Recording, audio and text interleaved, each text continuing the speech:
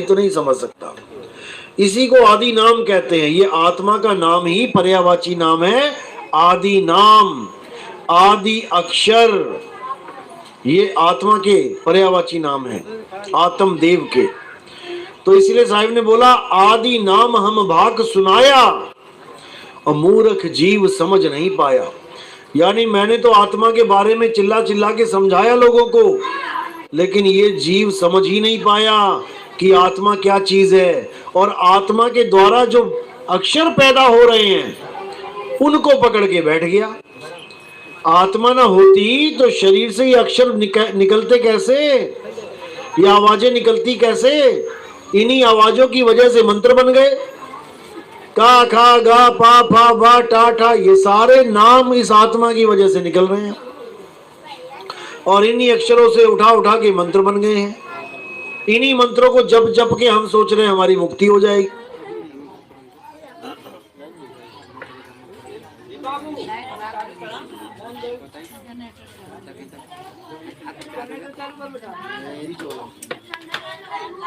दो लख पावे मिटे संदेहा। ये सारे जगत में ये जो देही ज्ञान चल रहा है यही तुम्हारे पतन का कारण है। यही तुम्हारी मुक्ति जो नहीं हो रही है इसका कारण देही ज्ञान ही है। सतयुग आया, सतयुग बीत गया, त्रेता आया, त्रेता बीत गया, द्वापर आया, द्वापर बीत गया, कलयुग भी बीत जाएगा।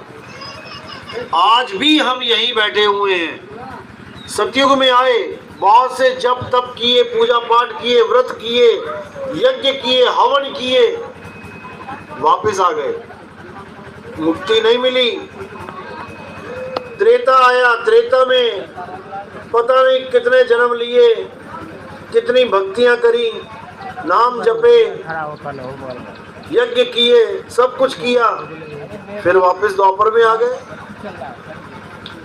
द्वापर में सब कुछ किया, वही जो त्रेता में और सतयुग में किया था, फिर वापस कलयुग में आ गए।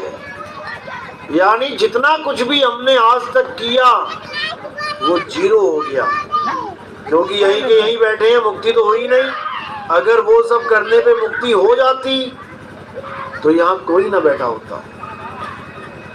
इसलिए अगर हमने फिर वही काम दोहरा दिया जो हमने पहले किया तो याद रखना दोबारा मुक्ति नहीं होगी, फिर मुक्ति नहीं होगी, फिर यहीं आके बैठना पड़ेगा। अब उस भूल को सुधारना है। भूल मिटे गुरु मिले पारखी, पारख पद दिखलाना। भूल कब मिटेगी? जब पारखी गुरु मिल जाएगा। पारखी गुरु का मतलब ये नहीं कि उसके आश्रम का नाम पारख हो। पारखी का मतलब होता है जो परख करने की शक्ति है जिसके पास, विवेक शक्ति है जिसके पास। इसीलिए बोला ना गुरु मेरे सभी बड़े, अपनी अपनी ठौर, शब्द विवेकी पारखी, शब्द विवेकी पारखी, सो माथे का मोर। वो गुरु चाहिए जो शब्द का विवेक करे कि मेरे गुरु ने मुझे शब्द दिया तो कौन सा दिया। जब तक इस पे विचार नहीं किया, जब तक तुम्हें समझ में ही नहीं आ सकता कि जो चीज तुम लेके बैठे हो वो हीरा है या कांच है। देखने में दोनों एक से हैं, लेकिन जब जौहरी आता है वो बताता है कि बेटा ये हीरा और वो तू जो लेके घूम रहा है ये कांच है। इसी को समझना है, क्या है हीरा, क्या है कांच। अगर ये बात आपके समझ में आ गई तो ये जीवन धन्य धन्य हो जाएगा, जन्म मरण से छुटकारा हो जाएगा। तो पहले कांच की बात करते हैं कि कांच क्या है। कांच क्या है? साहिब की एक वाणी पढ़ लो बस। मोको कहाँ ढूंढे रे बंदे, मैं तो तेरे पास में। बस ये वाणी पढ़ लो, अच्छी तरह समझ लो। और इसके ऊपर मैंने सत्संग किया है, वो सत्संग सुन लो, फिर देखो क्या होता है। उन्होंने इस वाणी में सारे कांच ही तोड़े हैं। ना मैं जप में, ना मैं तप में, ना एकांत निवास में। तो कांच क्या है? ये जप। जप यानी जितने भी नाम आप जप रहे हो, मन ही मन में जप रहे हो, कोई मुंह से बोल रहा है राम राम राम राम, कोई मन में बोल रहा है राम राम राम। कोई मुंह से बोल रहा है ज्योत निरंजन ओंकार निरंकार सोहम सतनाम, कोई मन में बोल रहा है ज्योत निरंजन ओंकार निरंकार। कोई मुंह से बोल रहा है हरे कृष्णा हरे राम, कोई मन में जप रहा है। दोनों एक ही चीज है, ये दोनों ही कांच हैं, चाहे मुंह से बोलो चाहे मन में जपो। तो पहले तो इस कांच को फोड़ दो, ये 52 अक्षरों को छोड़ो। पहले ये सारे जाप हैं। साहिब कह रहे नाम है जप में, नाम है तप में। अब कोई कहे जी मैंने तो अन्न आहार करना छोड़ दिया, मैं तो फल खाऊंगा केवल, मुझे परमात्मा मिल जाएगा, कभी नहीं मिलेगा। कोई कहे कि मैं तो व्रत रखूंगा, इतने सारे व्रत रखूंगा, मुझे परमात्मा मिल जाएगा, कभी नहीं मिलेगा। कोई कहे मैं एक टांग पे खड़ा रहूंगा सारा जन्म, तब भी नहीं मिलेगा। ये तप है, जो पहले किया वो जप था, और ये तप है। ना मैं जप में, ना मैं तप में, ना एकांत निवास में। कोई कहे मैं घर बार छोड़ के जंगल चला जाता हूँ, देखो कितने बाबा यूट्यूब पे बैठे हैं, घर बार छोड़ के जंगल में बैठे हैं, जानवरों के बीच में, शेरों की भी फोटो लगा देते हैं उनके साथ कि बाबा जी शेर के साथ रहते हैं, तब भी परमात्मा नहीं मिलेगा। ना मैं जप में, ना मैं तप में, ना एकांत निवास में, मोको कहाँ ढूंढे रे बंदे, मैं तो तेरे पास है। अब क्या कह रहे, नहीं प्राण में, नहीं पिंड में, ना ब्रह्मांड आकाश में, ना ही त्रिकुटी भंवर गुफा में, ना श्वासों की श्वास में। कहते ना में, नहीं प्राण में। कई बाबा लोग क्या कहते हैं, बेटा प्राण योग तो करना पड़ेगा, सोहंग सोहंग जपना पड़ेगा, श्वास उस श्वास में नाम लेना पड़ेगा। नहीं पड़ेगा। नहीं प्राण में, नहीं पिंड में। कोई कहता है बेटा इसी काया में परमात्मा है, कहते हैं नहीं पिंड में, इस पिंड में भी नहीं है। नहीं प्राण में, नहीं पिंड में, ना ब्रह्मांड आकाश में। कोई कहता बेटा ये दोनों हाथों के बीच में, ये दोनों हाथों के बीच में परमात्मा है, और इसको खींच के ऊपर तक ले जाते हैं। देखो पूरे आसमान में परमात्मा ही परमात्मा है, इसको कोई काट नहीं सकता, इसको कोई जला नहीं सकता, इसको कोई सुखा नहीं सकता। यानी इस निरंकार, इस निराकार की बात कर रहे हैं, इसको निराकार मान बैठे हैं, इसी को परमात्मा मान बैठे हैं। कहते हैं ना ब्रह्मांड आकाश में, आकाश की तरफ देखोगे तब भी नहीं मिलेगा। नाम है त्रिकुटी, ये त्रिकुटी है। 99% गुरु यही बताते हैं कि बेटा यही परमात्मा मिलेगा। और क्या स्वरूप मिलेगा? ज्योति स्वरूप मिलेगा। एक ज्योत जलेगी, उसको तुम देखते रहना, देखते रहना, देखते रहना, ज्योति ज्योत में समा जाएगी। अरे भाई जो उस ज्योत को देख रहा है वो कौन है, उसको जानो। जो अंधकार को भी देख रहा है, प्रकाश को भी देख रहा है, जो इस दुनिया को भी देख रहा है, जो स्वप्न को भी देख रहा है, ये देखता राम कौन है, इसको जानो। यही बोल भी रहा है, ये बोलता राम कौन है, इसको जानो। चाम के महल में बोलता राम है, तू राम और चाम को चीन भाई। इस आत्म घट को पहचान लो, काया घट से परे आत्म घट है, उसको जान लो, तब तुम्हारी मुक्ति होगी। क्योंकि तुम ही आत्मा हो, कोई और आत्मा नहीं है, तुम ही आत्मा हो। लेकिन तुम अपने आप को जीव मान बैठे हो, तुम अपने आप को आदमी औरत मान बैठे हो, तुम अपने आप को ये मिट्टी मान बैठे हो। इसलिए तुम्हें बोध नहीं हो पा रहा कि तुम हो क्या। तुम सोच रहे हो मैं ये शरीर हूं, शरीर नहीं हो। शरीर को तो तुम चला रहे हो सुबह दोपहर शाम। जैसे एक पिंजड़े में तोता है, अब तोता कहने लग जाए मैं पिंजड़ा हूं, तो हमें भी हंसी आएगी, तोता पिंजड़ा कैसे हो सकता है, पिंजड़ा तो लोहे का है, तोता थोड़ी नहीं लोहे का है। इसी प्रकार हम शरीर हैं जो ये बोलते हैं, उनको पता ही नहीं है कि वो है क्या। शरीर तो पिंजड़ा है, तोते का पिंजड़ा है लोहे का और हमारा पिंजड़ा है मिट्टी का। ये मिट्टी है, मिट्टी मिट्टी में मिल जाएगी। अब इसी पिंजड़े से हमने आजादी पानी है, तो पिंजड़े में है तोता या तोते की फैमिली। तोता अपने घर से उड़ा अकेला, घर वाले हैं कहाँ पे, पेड़ पे।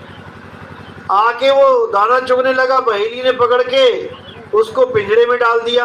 अब वो आ गया पिंजड़े में और उसकी फैमिली कहाँ है, पेड़ पे। यानी तुम आए थे अपने परमात्मा को छोड़ के यहाँ पे दाना चुगने, और काल भगवान ने तुम्हें पिंजड़े में डाल दिया। तो तुम्हारा परमात्मा कहाँ है, पिंजड़े के अंदर या बाहर? बाहर। जब तक ये समझ में नहीं आई बात, तब तक भूल जाओ भक्ति कर पाओगे। परमात्मा बाहर है तो अंदर कौन है? मन ही स्वरूपी देव निरंजन, तुम्हें राखे भरमाई हो। ऐ हंसा तू अमर लोक का, बड़ा काल बस आई हो। काल के बस में पड़ गया तो अपने अमर लोक को भूल गया, और इस पिंजड़े के अंदर ज्योति स्वरूपी मन को निहारने लगा।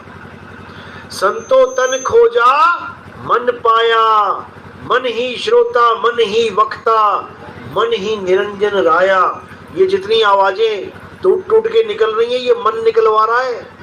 आत्मा की आवाज नहीं है ये, आत्मा के द्वारा ये पैदा हो रही है। और कौन बोल रहा है? मन ही बोल रहा है। कभी अच्छा अच्छा बोल रहा है, कभी माँ बहन की गालियां भी देने लग जाता है। जो लोग कहते हैं कि ये परमात्मा बोल रहा है तुम्हारे अंदर, नहीं, परमात्मा बोल नहीं रहा है, परमात्मा तो ताकत दे रहा है। इन बोल को जो मन के द्वारा, मन से सोचते हो तब बोलते हो, अच्छा सोचते हो अच्छा बोलते हो, बुरा सोचते हो बुरा बोलते हो।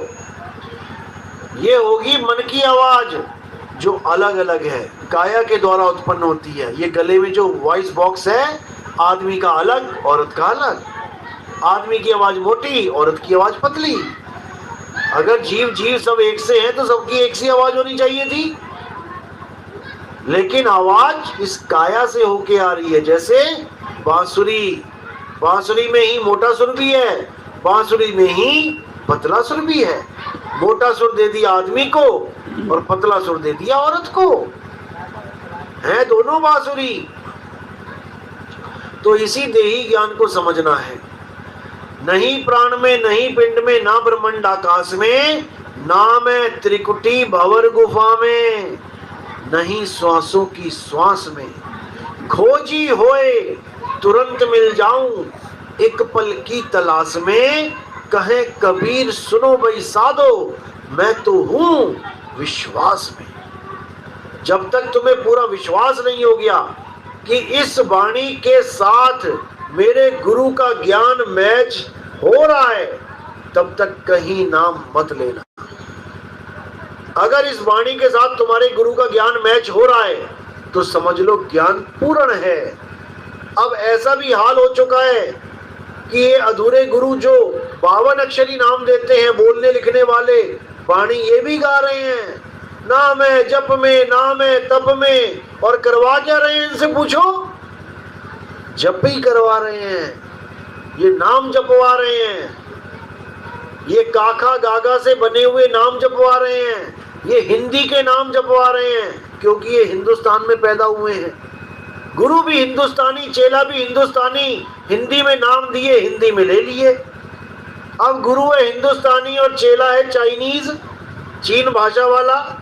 अब दे के दिखाए गुरु नाम उसको, उसको समझ में ही नहीं आएगा ये दे क्या रहा गुरु, जपेगा क्या वो?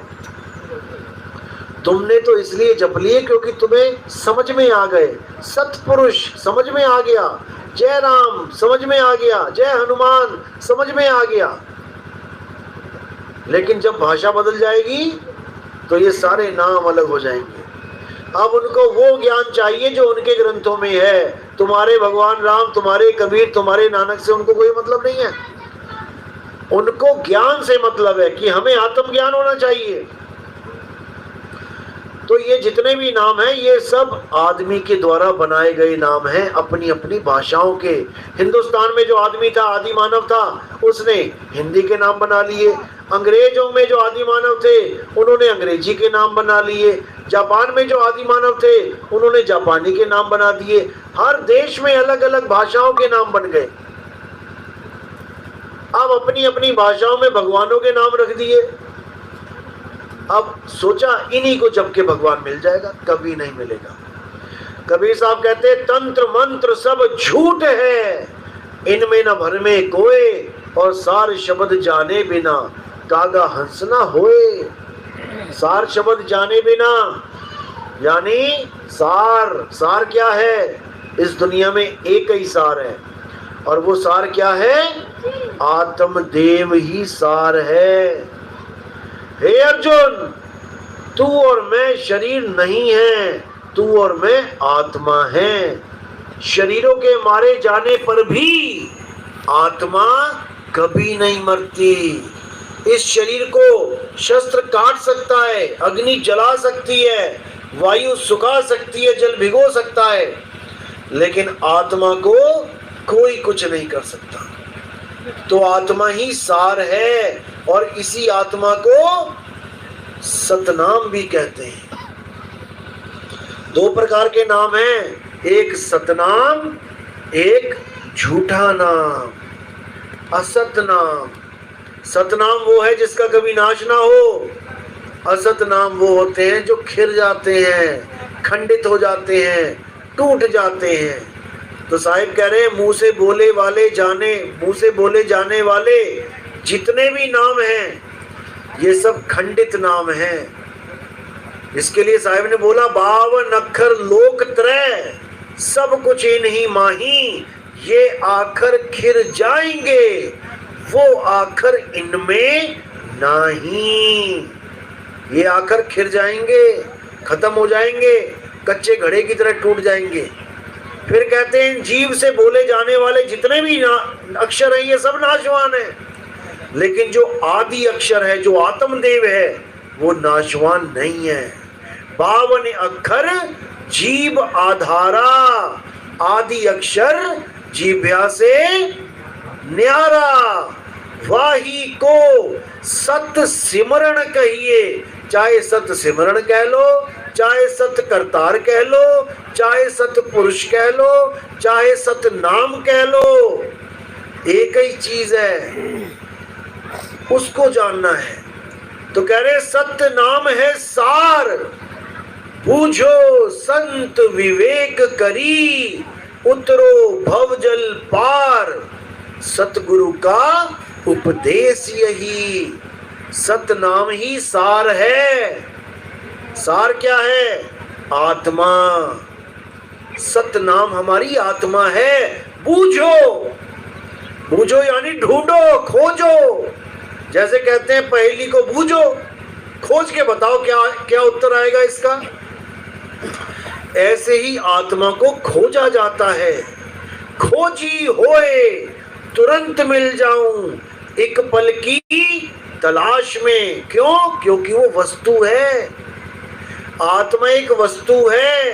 अरे वस्तु कहीं और ढूंढे कहीं, कैसे लागे हाथ, और गुप्त वस्तु तब मिले, भेदी लीजिए साथ। जब भेदी गुरु मिल जाएगा तो वस्तु भी मिल गई, समझो।